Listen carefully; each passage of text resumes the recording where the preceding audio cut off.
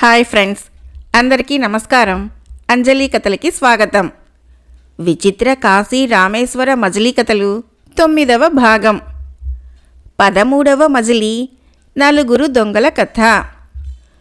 గురు శిష్యులిద్దరూ తెల్లవారుజామునే లేచి ప్రయాణం ప్రారంభించారు. వారలా నడుస్తూ మధ్యాహ్న సమయానికి ఒక పట్టణానికి చేరారు. పట్టణానికి వెలుపల బాటసార్ల కోసం కట్టిన సత్రంలో వారు మకాన్ చేశారు. గుణాకరుడు పట్టణానికి వెళ్ళి కావలసిన సరుకులు తెచ్చాడు. ఇరువురు స్నానాదులు కావించిన తర్వాత గుణాకరుడు వంట చేశాడు. ఇరువురు భోజనం చేసి సత్రం అరుగుపైన విశ్రాంతిగా కూర్చున్నారు. ఆ సమయంలో గుణాకరుడు తన గురువును, స్వామి, నేను పట్టణంలోకి వెళ్ళినప్పుడు ఒక పెద్ద మర్రి చెట్టు కొమ్మకు పెద్ద ఇనుప పంజరాలు 4 వేలాడుతూ ఉన్నాయి. ఆ 4 పంజరాలలో 4 అస్థి పంజరాలు ఉన్నాయి. ఆ వింతకు కారణం ఏమిటి గురువర్యా అని అడిగాడు. యోగానందుడు తన జ్ఞాన దృష్టితో ఆ పంజరాల వెనక ఉన్న కథ తెలుసుకొని తన శిష్యునికి చెప్పాడు. ఆ పురముని పూర్వము అరభీకరుడు అనే రాజు పరిపాలించేవాడు. అతడు ప్రజలను తన కన్న బిడ్డల వలె చూసేవాడు. అతనికి ఒకే ఒక కుమార్తె ఉండేది. ఆమె పేరు సునందన. ప్రజలంతా సుఖంగా జీవిస్తున్న సమయంలో ఉన్నట్టుండి ఆ పురంలో దొంగల భయం ఎక్కువైంది. నిష్ణాతులైన 4 దొంగలు అందరినీ దోచుకోవటం ప్రారంభించారు. తమను అడ్డగించిన వారిని చంపి బంగారము, ధనము అపహరించసాగారు. రాజు దొంగల ఆచూకీ కోసం ఎంతో ప్రయత్నించాడు. కానీ ఫలితం లేకపోయింది. రాజుగారి భటులు కానీ గూఢాచారులు కానీ ఆ దొంగలను ఆపలేకపోయారు. వారి ఆచూకీ తెలుసుకోలేకపోయారు. ప్రజల బాధలను తీర్చలేకపోయినందుకు అరిభీకరుడు బాధపడ్డాడు. ఆలోచించి రాజ్యంలో ఒక దండోరా వేయించాడు. దొంగలను పట్టించిన వారికి తన కూతురినిచ్చి వివాహం చేసి అతనికి అర్ధరాజ్యం ఇస్తానని చాటించాడు. రాజకుమార్తె సునందన గొప్ప సౌందర్యవతి. ఆమెను ఒకసారి చూసిన గంభీరుడు అనే యువకుడు ఆమెను తన ఆరాధ్య దేవతగా భావించాడు. ఇప్పుడు రాజుగారు ఇచ్చిన అవకాశాన్ని చేజెక్కించుకొని తన ప్రేమదేవత అయిన రాకుమారిని భార్యగా చేసుకోవాలనుకున్నాడు. గంభీరుడు రాజును కలిసి తాను దొంగల ఆచూకీని కనుగొంటానని చెప్పాడు. రాజు అందంగా గంభీరంగా ఉండే గంభీరుడిని చూసి, అలాగే, నువ్వు దొంగల్ని పట్టిస్తే రాజకుమార్తె నీదే అన్నాడు. గంభీరుడు ఆలోచిస్తూ నడవసాగాడు. అతనికి దొంగల కోసం ఎక్కడ వెతకాలో అర్థం కాలేదు. ఏదో తాను ప్రేమించిన రాకుమార్తె భార్య అవుతుందని దొంగలను పట్టిస్తానని చెప్పాడు. కానీ అతనికి దొంగల కోసం ఏం చేయాలో, ఎక్కడికి వెళ్లాలో అర్థం కాలేదు. గమ్యం లేకుండా నడుస్తూ రాత్రి సమయంలో ఒక గుడిని చేరాడు. అది ఊరి బయట నిర్జన ప్రదేశంలో ఉన్నది. గంభీరుడు ఆ చీకటిలో ఏమి చేయాలి అని ఆలోచిస్తూ ఆ గుడి ప్రాంగణంలో కూర్చున్నాడు. అంతలో అతనికి మనుషులు వస్తున్న అలికిడి వినిపించింది. అతనికి భయం వేసి చీకటిలో గుడిలోనే ఒదిగి కూర్చున్నాడు. అంతలో 4 మనుషులు ఏవో మూటలతో వచ్చి గుడి బయట అరుగుపైన కూర్చున్నారు. గంభీరుడు నిశ్శబ్దంగా ఉండి వారి మాటలు వినసాగాడు. వారిలో ఒకడు, మన సత్తా తెలియక ఈ రాజు మన కోసం వెతికిస్తున్నాడ్రా అన్నాడు. ఇంకొకడు, అందుకేగా ఆ రాజు కోటలోనే ఇవాళ దొంగతనం చేశామో, ఇప్పుడు తెలుస్తుంది ఆ రాజుకు మనమంటే ఏమిటో అన్నాడు. మూడవవాడు, ఎవరో గంభీరుడు అనేవాడు మనల్ని పట్టిస్తానని రాజుతో చెప్పాడట అన్నాడు. నాలుగోవాడు, అంతమంది భటులు ఉన్న రాజు వలనే కాలేదు, ఒక కుర్రకుంక మనల్ని పట్టుకోవటమా, అది జరిగే పనేనా అన్నాడు. అందరూ నవ్వుకున్నారు. వారి సంభాషణ విన్న గంభీరుడికి తాను వెతకాలనుకున్న దొంగలు వారే అని అర్థమైంది. వారు ఈరోజు రాజుగారి కోటలోనే దొంగతనం చేశారని కూడా తెలిసింది. వారిని అనుసరించి వారి రహస్య స్థావరం తెలుసుకోవాలనుకున్నాడు. కొంతసేపు తర్వాత 4 దొంగలు మూటలు భుజాన వేసుకుని బయలుదేరారు. గంభీరుడు రహస్యంగా వారిని వెంబడించాడు. దొంగలు సన్నని ఇరుకుదారుల వెంట ప్రయాణించి ఒక విశాలమైన మైదానం దగ్గరకు చేరారు. అక్కడ నేలపైన గడ్డి ఉంది, చుట్టూ చెట్లు ఉన్నాయి. ఒక దొంగ కొద్దిగా గడ్డిని పోగు చేసి దానికి నిప్పు పెట్టాడు. అది మండి ఆ ప్రదేశంలో వెలుతురు వచ్చింది. వారిలో ఒకడు ఒకచోట గడ్డిని నెట్టి ఒక తలుపును పైకెత్తాడు. అందరూ మూటలు తీసుకొని ఆ తలుపు గుండా భూమిలోకి వెళ్ళి తర్వాత తలుపులు మూసేశారు. ఇది అంతా చూసిన గంభీరుడికి దొంగల రహస్య స్థావరం తెలిసింది. అతడు ఆ ప్రదేశాన్ని తేరిపారా చూసి గుర్తుపెట్టుకొని రాజుగారి కోట వద్దకు వెళ్ళాడు. అక్కడ నుండి కొంతమంది వీరభటులను తీసుకొని దొంగల స్థావరానికి వచ్చాడు. వారి భూగృహం యొక్క తలుపు పైకెత్తాడు. అందరూ అక్కడ ఉన్న మెట్ల ద్వారా కిందకు వెళ్లారు. అలసిపోయిన దొంగలు ఒళ్ళు మరచి నిద్రపోతున్నారు. ఆ భూగృహంలో దొంగతనం చేసిన బంగారం నగలు, ధనము రాసులుగా పడి ఉన్నాయి. భటులు నిద్రిస్తున్న దొంగలను ఇనప గొలుసులతో కట్టి బంధించారు. కొందరు భటులు వారిని లాక్కొని వెళుతూ ఉంటే మరికొందరు రాజుగారి కోట నుంచి దొంగిలించిన వస్తువుల మూటలను తీసుకొని బయలుదేరారు. గంభీరుడు, భటులు రాజుగారి వద్దకు దొంగలను, బంగారు నగలను తీసుకొని వెళ్లారు. రాజుగారి ఆదేశం మేర దొంగలను చెరసాలలో వేశారు. తెల్లవారగానే గంభీరుడు, కొందరు భటులు గుర్రాలపై దొంగల స్థావరానికి వెళ్లారు. అక్కడ దాచిన సొమ్మంతటిని రాజుగారి దగ్గరకు తీసుకువచ్చారు. రాజైన అరిభీకరుడు ప్రజలను పిలిపించి ఎవరి సొమ్మును వారికి అప్పగించాడు. 4 ఇనుప పంజరాలు చేయించి వాటిని పట్టణంలో ఉన్న పెద్ద మర్రి చెట్టు కొమ్మకు అమర్చే ఏర్పాటు చేశాడు. ఆ 4 దొంగలని ఆ 4 పంజరాలలో బంధించాడు. అరిభీకరుడు తన కుమార్తె సునందనను గంభీరునికి ఇచ్చి వివాహం చేశాడు. తర్వాత తన రాజ్యభారాన్ని కూడా అతనికే అప్పచెప్పాడు. ప్రస్తుతము ఈ పురాన్ని గంభీరుని వంశం వారే పరిపాలిస్తున్నారు. ఆ 4 దొంగలు అలా తిండి లేక చిక్కి శల్యమైనారు. చనిపోయిన వారి కళేబరాలని గద్దలు వచ్చి తినగా చివరికి అస్థిపంజరాలు మిగిలాయి. గుణాకర, నీవు చూసిన అస్థిపంజరాల కథ ఇదే అని యోగానందుడు చెప్పాడు. తర్వాత ఇరువురు సత్రం నుంచి బయటికి వచ్చి ముందుకు సాగారు. 14వ మజిలీ యక్షిణీ కథ. గురు శిష్యులు ఇరువురు వడివడిగా నడుస్తూ ఒక అరణ్యం వద్దకు వచ్చారు. వారు ఆ అడవిలో పుట్టలు, గుట్టలు దాటుకుంటూ పెద్ద పెద్ద చెట్ల మధ్య నుంచి ఇరుకు ప్రాంతాలలో నడుస్తూ కొంతసేపటికి ఒక విశాలమైన మైదానం చేరారు. ఆ ప్రాంతంలో ఒక అందమైన పెద్ద భవనం ఉన్నది. జనసంచారం లేని ఆ ప్రదేశంలో అంత అందమైన భవనం ఉండటం, అందులో అది నిర్మానుష్యంగా ఉండటం గుణాకరునికి ఆశ్చర్యం కలిగించింది. గురు శిష్యులిరువురు ఆ ప్రదేశాన్ని దాటి ముందుకు నడిచారు. అలా నడుస్తూనే గుణాకరుడు యోగానందుడిని తాము చూసిన భవనం గురించి అడిగాడు. అప్పుడు యోగానందుడు గుణాకరునితో ఆ భవనం యొక్క వివరాలు ఇలా చెప్పసాగాడు. నాయనా గుణాకర, ఈ అరణ్యానికి అవతల ఒక పట్టణం ఉంది. ఆ పురమును పాలించే రాజుకు 5 కుమారులు. వారిలో చిన్నవాడి పేరు చంద్రసేనుడు. చాలా అందంగా ఉండేవాడు. ఒకసారి అన్నదమ్ములు అందరూ ఈ అడవికి వేటకు వచ్చారు. ఆ సమయంలో చంద్రసేనుడు ఒక జింకపై బాణం వేశాడు. కానీ అది తప్పించుకున్నది. అప్పుడు చంద్రసేనుడు ఎలాగైనా ఆ జింకను పట్టుకోవాలని దాని వెంట పడ్డాడు.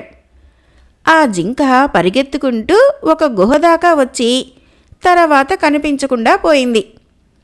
చంద్రసేనుడు జింక కోసం వెతుకుతూ గుహలోపలకు వెళ్ళాడు. గుహలోపలకు కొంత దూరం వెళ్ళిన తర్వాత ఉన్నట్టుండి కాంతి కనిపించింది. చంద్రసేనుడు అటువైపు వెళ్ళగా ఆ ప్రదేశము దేదీప్యమానంగా వెలుతురుతో నిండి ఉన్నది. అక్కడ ఒక రాతిపైన ఒక అందమైన స్త్రీ కూర్చొని ఉన్నది. ఆ యువతి చంద్రసేనుణ్ణి చూస్తూ, ఓ ప్రియతమా, నీకోసమే నేను ఎదురు చూస్తున్నాను. నీ అందమైన రూపం నా మనసులో నిలిచిపోయింది. నేనొక యక్షిణిని. నిన్ను చూడగానే నీపైన ప్రేమ పుట్టింది. అందుకే నా చెలికత్తెను జింక రూపంలో పంపి నిన్ను ఇక్కడికి రప్పించాను. ఇక మనం ఇరువురము స్వర్గసుఖాలు అనుభవిద్దాం అంటూ అతన్ని గట్టిగా కౌగలించుకున్నది. యువకుడైన చంద్రసేనుడికి ఆ అందాల రాశిని చూడగానే మనసు చెలించింది. యక్షిణి అతడిని గట్టిగా కౌగలించుకోగానే అతడు ఆమెను గట్టిగా హత్తుకున్నాడు. ఇరువురు ఆ గుహలో ఆనందంగా కాలం గడపసాగారు. చంద్రసేనుని సోదరులు అతని కోసం వెతికి అతడు కనిపించక ఏదో క్రూర మృగానికి ఆహారం అయ్యాడని అనుకున్నారు. బాధపడి వెళ్ళిపోయారు. కొన్నాళ్లు గడిచాక చంద్రసేనుడు యక్షిణితో, ప్రియా, నీవు ఎన్నో మహిమలు కలదానివి కదా, మనం ఇంకా ఎన్నాళ్ళు ఈ గుహలో ఉంటాము? ఒక చక్కని భవనంలో ఉంటే బాగుంటుంది కదా అన్నాడు. వెంటనే ఆ యక్షిణి తన మంత్రశక్తితో ఆ విశాల మైదానంలో భవనం ఏర్పాటు చేసింది. చంద్రసేనుడు, యక్షిణి ఇరువురు ఆ ఇంటిలో సకల సుఖాలు అనుభవిస్తూ ఆనందంగా ఉన్నారు. ఒకరోజు యక్షిణి ఏదో అత్యవసరమైన పని మీద ఒంటరిగా వెళ్ళింది. చంద్రసేనుడు ఒక్కడే ఆ భవనంలో ఉన్నాడు. ఒక యక్షుడు ఆ యక్షిణిని ప్రేమించాడు. కానీ యక్షిణి అతడిని తిరస్కరించింది. దాంతో అతడు ఆమెపై పగ పెంచుకున్నాడు. తనకు దక్కని యక్షిణిని చంద్రసేనుడు దక్కించుకున్నాడని అతనిపై కోపాన్ని పెంచుకున్నాడు. అతడు తన పగ తీర్చుకోవటానికి తగిన సమయం కోసం ఎదురు చూడసాగాడు. ఇప్పుడు యక్షిణి లేకుండా చంద్రసేనుడు ఒంటరిగా ఉండటాన్ని గమనించాడు. ఆ యక్షుడు వచ్చి చంద్రసేనుణ్ణి నిర్దాక్షిణ్యంగా చంపి పారిపోయాడు. ఇంటికి తిరిగి వచ్చిన యక్షిణి పరిచారకుల వలన జరిగిన ఘోరం గురించి తెలుసుకున్నది. చంద్రసేనుణ్ణి ఒంటరిగా వదిలి వెళ్ళినందుకు బాధపడింది. తరువాత ఆ యక్షుణ్ణి శిక్షించాలి అనుకున్నది. యక్షరాజైన కుబేరుని వద్దకు వెళ్ళి యక్షుడు చేసిన దురాగతాన్ని ఆయనకు తెలిపి యక్షునికి శిక్ష వేయించింది. తన ప్రాణనాథుడు లేనందున యక్షిణి తిరిగి భవనానికి రాకుండా యక్షలోకంలోనే ఉండిపోయింది. అడవిలోని పెద్ద భవనంలో చంద్రసేనుడు చనిపోవటంతో ఆ భవనంలో పిశాచాలు ఉన్నాయని, ఆ భవనంలోకి వెళితే అవి వారిని చంపుతాయని అంతా అనుకోసాగారు. ఆ విధంగా ఈ భవనము నిర్మానుష్యంగా ఉంది. ఈ విశాల భవనం వెనుక చరిత్ర ఇది అంటూ యోగానందుడు తన శిష్యునికి యక్షిణి గురించి, భవనం గురించి తెలిపాడు.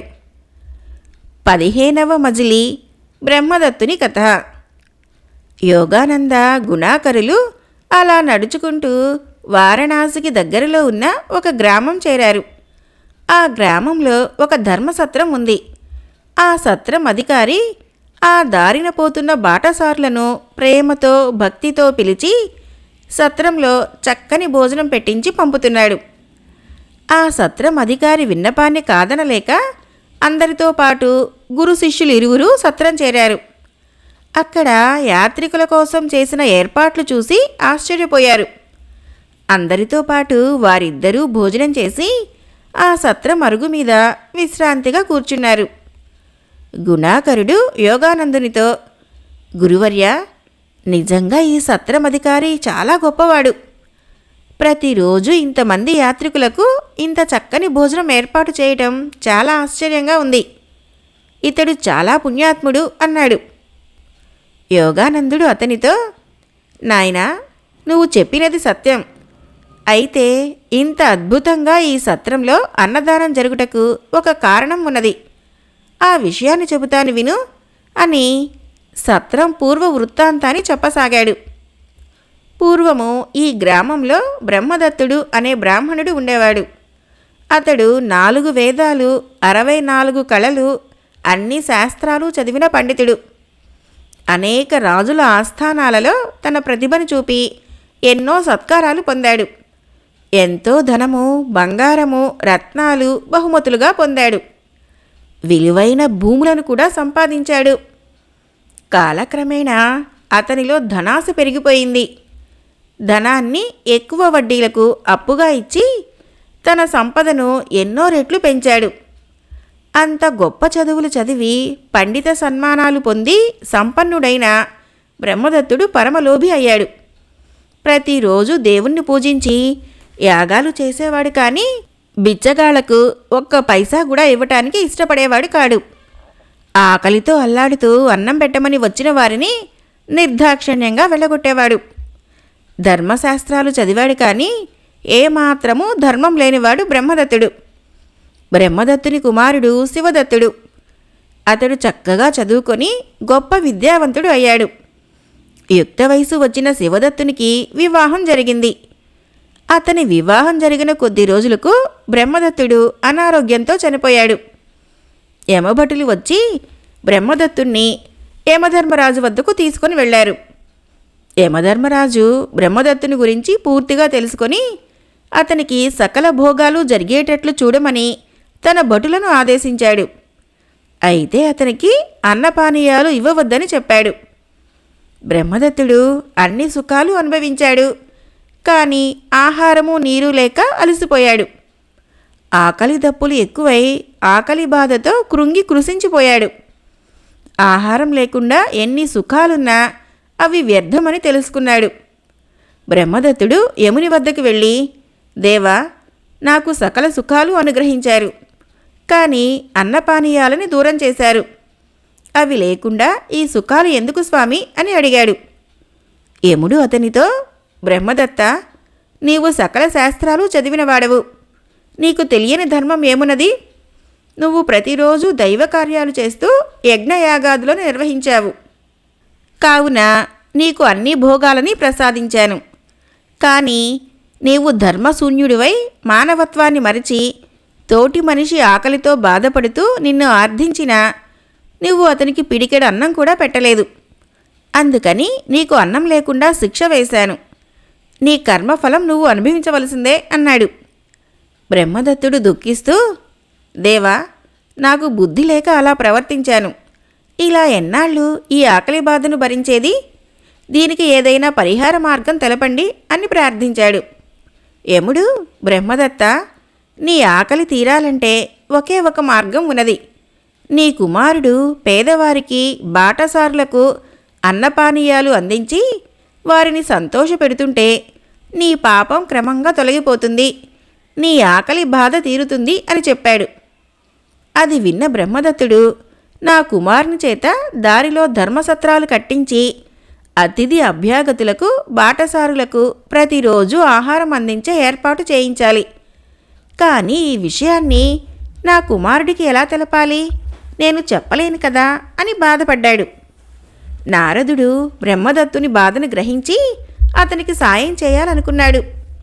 నారదముని భూలోకంలోని శివదత్తుని ఇంటికి వెళ్ళాడు.